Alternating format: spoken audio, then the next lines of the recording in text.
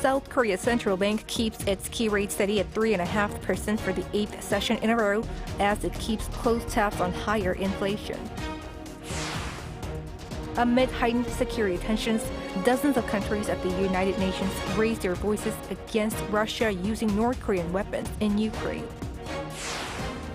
The US and the UK warned of military action against Yemen's Houthi rebels for their largest attack in the Red Sea, fueling concerns over an escalation of the crisis. It's January 11th, 2024. This is Newscenter. Good evening. Thank you for joining us. I'm Yoon Jung-min. We begin with the latest key rate decision by the South Korean Central Bank. Monetary policymakers have decided to hold the rate steady at 3.5% for the 8th session in a row. And the BOK looks cautious when it comes to rate cuts. Our correspondent Shin Ha-young reports. The Bank of Korea's monetary policy stance of freezing the key interest rate continued into the new year. Following the first Monetary Policy Committee meeting of 2024, the central bank on Thursday announced that it will keep the rate unchanged at 3.5%. Although there's a continued slowdown in the inflation rate, it still remains at a high level, and there's significant uncertainty in the outlook. Therefore, we have decided to keep a tightened monetary policy and continue to assess the policy situation both domestically and externally. This is the 8th consecutive time that the BOK has decided to freeze the rate. The base rate was raised to 3.5% in January of last year and has remained at that level since February, following 10 consecutive rate hikes to tackle inflation.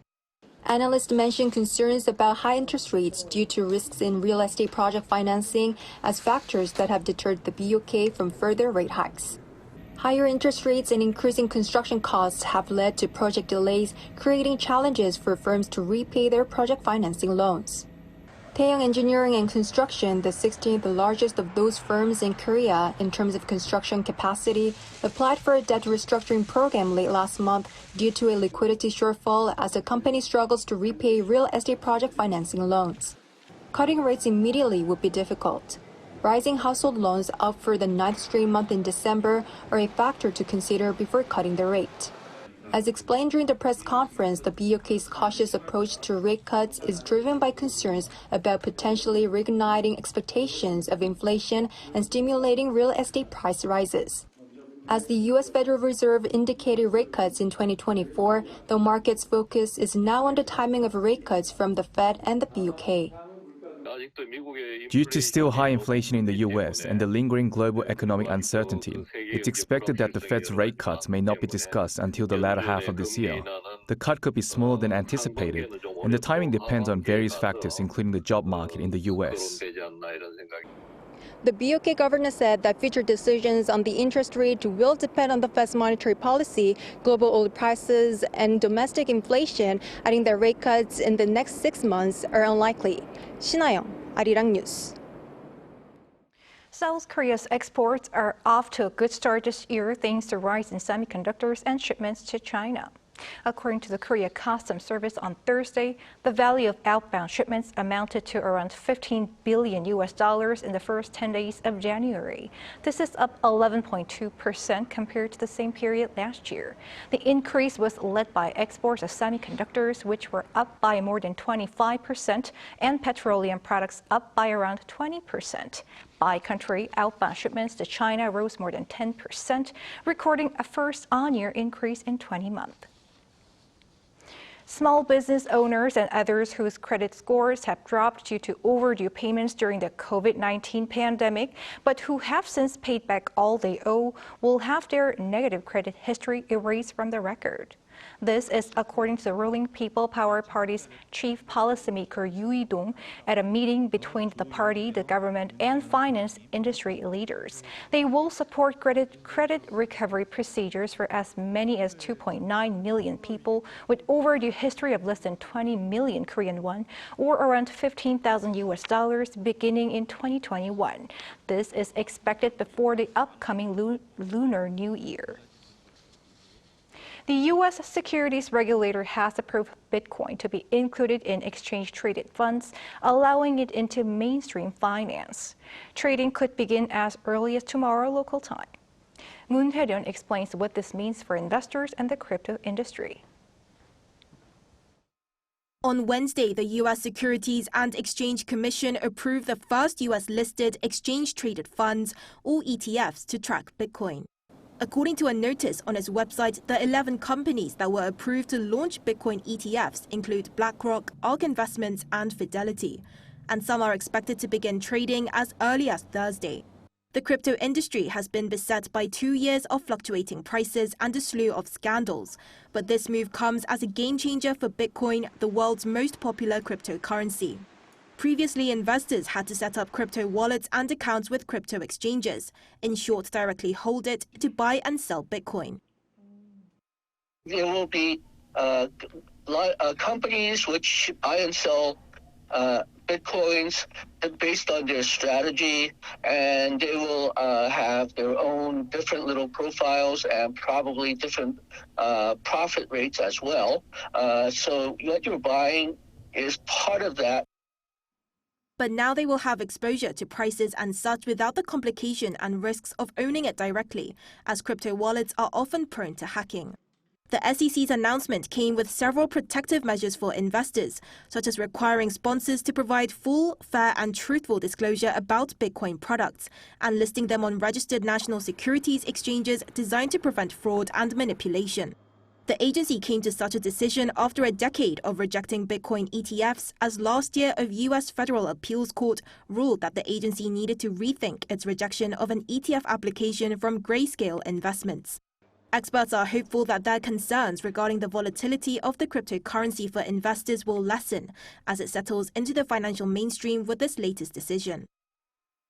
It should bring in billions of more dollars into the Bitcoin market, growing the market considerably, and hopefully if there are more buyers and sellers, we won't see the extreme volatility of Bitcoins that we have seen before. However, SEC's chair Gary Gensler remains a fierce skeptic of the crypto industry and clarified that this announcement did not in any way approve or endorse Bitcoin. He also warned that investors should continue to be cautious about the myriad risks that come with cryptocurrencies. Moon Hae-ryun, Arirang News.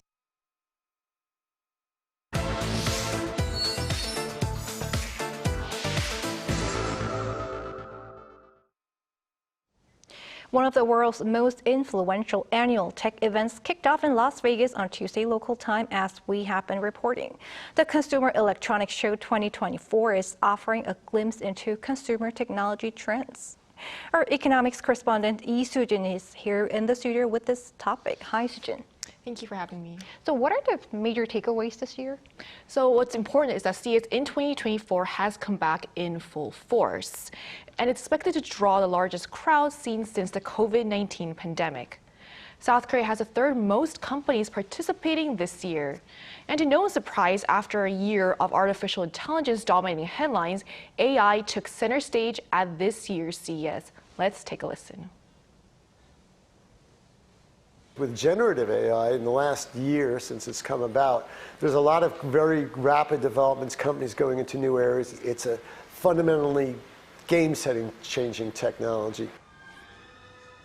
In line with this key theme, companies showcased various AI-integrated products. One such product that Samsung revealed at the event was a revamped robot companion, Bali. Bali can move around the house by itself and control various smart home devices. And the new and improved Bali also has built-in projectors that can stream phone calls and cooking videos on the walls of people's homes. And another key theme was mobility, or more specifically, air mobility, as flying cars stole the show. Supernal, Hyundai Motors' advanced air mobility company, unveiled a prototype for its latest electric vertical takeoff and landing vehicle that is expected to be up and running by 2028. And its battery capacity allows it to travel within cities, and it only makes as much noise as a dishwasher.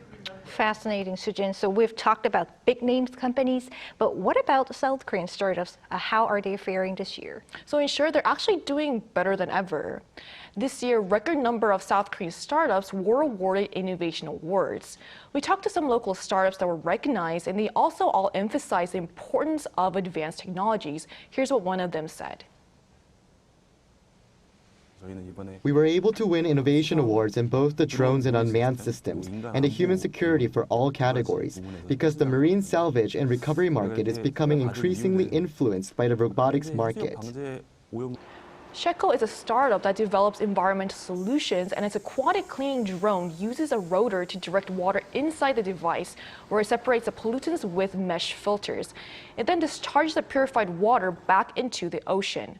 Another startup that won an innovation award is The Little Cat, a digital pet healthcare company. It took home the accolade for its device that measures body composition in cats.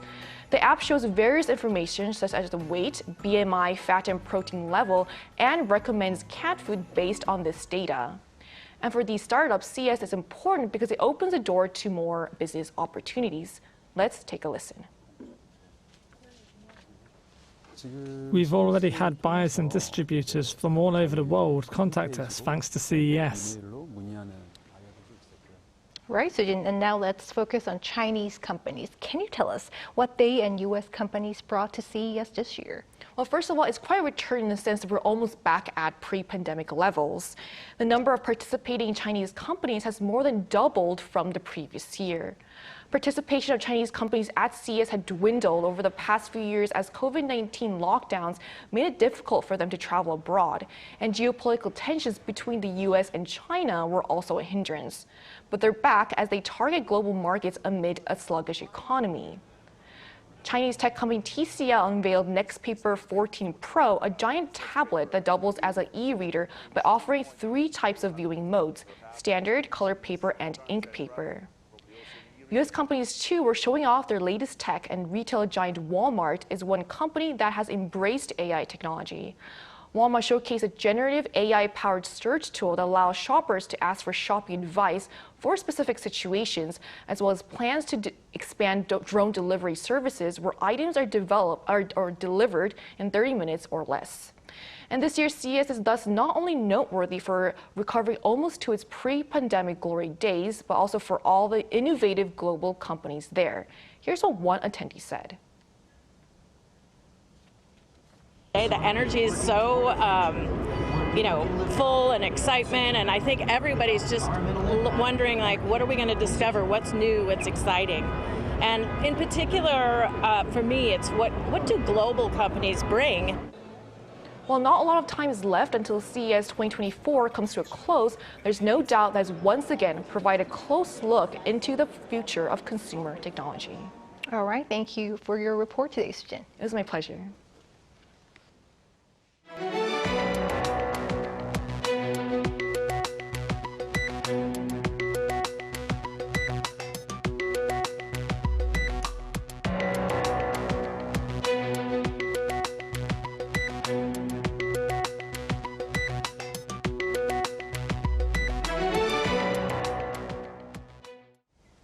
At the latest UN Security Council meeting, South Korea, the U.S., along with other countries, strongly condemned North Korea-Russia arms transfers. This came just a day after some 40 countries released a statement condemning Russia using North Korean ballistic missiles in Ukraine. Our Kim Jong-sil tells us more. The U.S. during a UN Security Council meeting on Wednesday strongly condemned the arms exports from North Korea to Russia. It's abhorrent that a permanent member of the UN Security Council is flagrantly violating Council resolutions to attack another UN member state. South Korea's ambassador to the UN also condemned the North, saying that the missile launches provide valuable technical and missile insights to Pyongyang. By exporting missiles to Russia, the DPRK used Ukraine as a test site of its nuclear-capable missiles. Russia, on the other hand, denied the allegations. The US seems to be spreading information that is wrong without going through the trouble of checking this beforehand. The meeting came a day after foreign ministers from around 40 countries released a joint statement on DPRK Russia ballistic missile transfers on Tuesday, condemning in, quote, the strongest possible terms the Pyongyang-Moscow arms transfers and Russia's use of North Korean ballistic missiles in Ukraine. The international condemnation came amid rising tensions on the Korean peninsula, with North Korean leader Kim Jong-un earlier in the week calling South Korea the North's main enemy, adding that he would, quote, wipe out South Korea if it attempts to use force. The South Korean government said Kim's words were an outdated tactic and a play on words. Experts said Kim may have tactical reasons for his strong remarks, especially with the younger generation showing a growing interest in South Korean culture, and he may want to create internal cohesion by escalating animosity. South Korean Defense Minister Shin Won-sik, in an interview with Yonhap News Agency, said there's a possibility North Korea will export its close-range tactical guided missile to Russia. The minister also added that Pyongyang may test-fire its intermediate-range ballistic missile within the month. Kim Jong-sil, Arirang News. South Korea's top court has once again ruled in favor of a Korean victim of wartime forced labor, ordering a Japanese company to pay a significant amount of compensation. Similar rulings were made in separate cases last month. Our foreign affairs correspondent Pei-Eun-ji explains. Mr. Kim was taken from his home in Korea to Japan in March 1943 and was forced to work in a mill for Nippon Steel without being paid until he was able to return home in 1946 after Korea gained independence from Japan. He died in 2012, and the family of the late victim filed a suit against the Japanese company in 2015. On Thursday, South Korea's Supreme Court upheld the appellate court's decision, ordering Nippon Steel to pay 100 million Korean won, or about $76,000 in compensation to Mr. Kim's wife and their 2 children. The top court made similar rulings in separate cases in December, ordering Nippon Steel and other Japanese companies, such as Mitsubishi Heavy Industries, to pay as much as 150 million Korean won, or about $111,000 to each victim. But the Japanese companies are likely to continue refusing to pay, and the Korean government is expected to compensate the victims instead, using funds procured through a public foundation. Such a plan was announced earlier this year to improve relations with Japan. Since last March, following the announcement of our government's plan to resolve the forced labor issue, we have been paying the delayed compensation interest to the plaintiffs through the Foundation for Victims of Forced Mobilization by Imperial Japan. There's no change in our policy to continue making such payments in accordance with ongoing court decisions. Japanese companies have yet to pay the previously ordered compensation, claiming the statute of limitations has expired. But last month, the top court clarified that this would not be allowed. Pei-Eun-ji, Arirang News. Turning to the crisis in the Red Sea, the U.S. and the U.K. have warned of military action against Yemen's Houthi rebels for their largest attack in the sea. Lee Seung-jae has the latest. Both the United States and the United Kingdom said Wednesday that they could take military action against Yemen's Houthi rebels after they repelled the group's largest attack yet on the Red Sea. Responding to the attacks, carrier-based jets and warships on Tuesday night shot down 21 drones and missiles launched by Houthis. The Houthis say they targeted a U.S. ship that they said was providing support to Israel, as they repeatedly claimed that any merchant vessels linked to Israel would be attacked in protest against Israeli offensives in Gaza. The latest Houthi attack was the 26th such attack on commercial shipping in the Red Sea since November 19th. During his trip to the Middle East, U.S. Secretary of State Antony Blinken said Wednesday that there will be consequences for continued Houthi attacks in the Red Sea. Again, all I can tell you is that, as we made clear, and many other countries made clear, there'll be consequences for the Houthis' actions. We've also repeatedly tried to make clear to Iran, as other countries have as well, that the support that they're providing to the Houthis, including for these actions, needs to stop. Meanwhile, Blinken on Wednesday met Palestinian Authority President Mahmoud Abbas in the Israeli-occupied West Bank following meetings with Israeli leaders. During the meeting, the two discussed post-war plans for Gaza, including steps towards the establishment of a Palestinian state. The U.S. envoy also discussed efforts to minimize civilian harm in the Gaza Strip and increase the delivery of aid inside the war-torn region, expressing support for a Palestinian state and encouraging administrative reforms of the PA. President Abbas told Blinken that no Palestinians should be displaced from Gaza or the West Bank. Lee Seung-jae, Arirang News. South Korea's shopping and tourism festival, the Korea Grand Sale, kicked off today with the aim of attracting 20 million foreign tourists to the country this year. The host of the event, the Ministry of Culture, Sports and Tourism, says it'll run for 50 days until the end of February. More than 1,600 firms will be offering discounts and opportunities to experience Korean culture. That's the greatest number of companies to take part in this annual event since it first started in 2011. Tourists can save up to 91% on plane tickets and up to 80% on accommodation. Information on how to make the most of the wide array of benefits can be found on koreagrandsale.co.kr.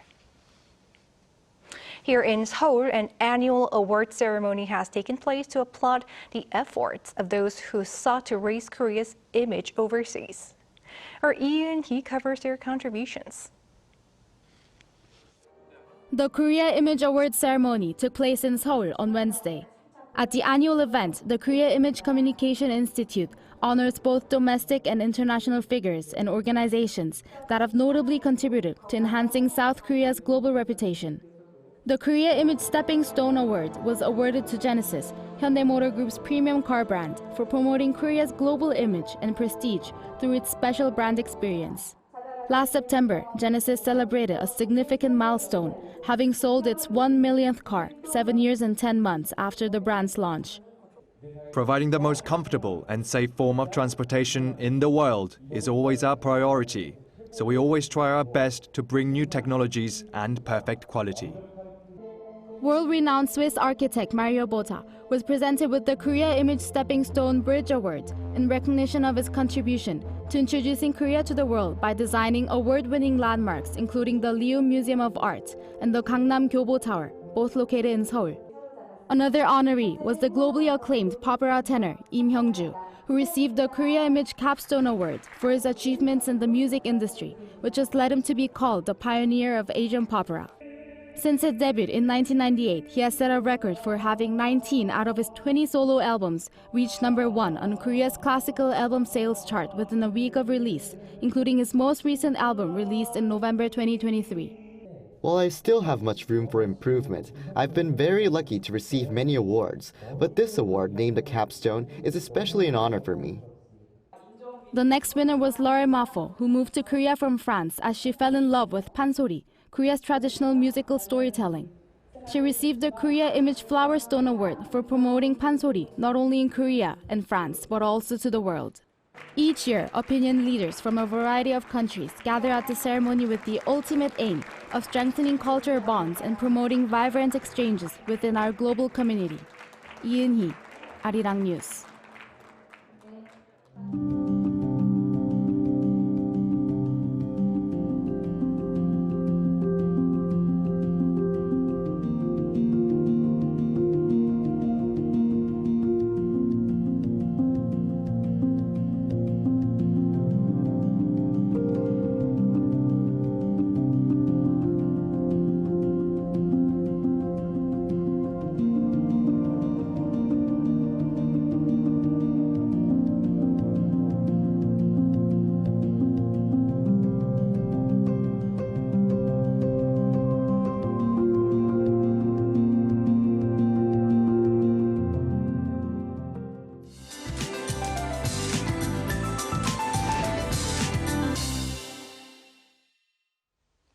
There is no need to worry too much about the cold, but the air quality is still not great. Low air quality continued during the day today, and ultrafine dust was rampant throughout. The concentration of ultrafine dust in Midwestern areas has been constant for 2 days in a row, which is higher than usual. Additional smoke from overseas will flow in overnight, worsening air quality by tomorrow morning. This fine dust is expected to be gradually resolved from tomorrow afternoon. Late tonight, there will be less than 1 centimeter of snow in Gangwon-do province. There will also be a small amount of snow in the eastern parts of Gyeonggi-do province. However, it shouldn't be that cold tomorrow. Tomorrow morning in Seoul will start off at -3, Chuncheon -4 degrees. Daytime temperatures will be relatively mild, 4 degrees in Seoul, 9 degrees in Gwangju and Daegu. On Sunday afternoon, there will be rain or snow in Midwestern areas and Jeollado provinces. That's all for Korea. Here are the weather conditions around the world.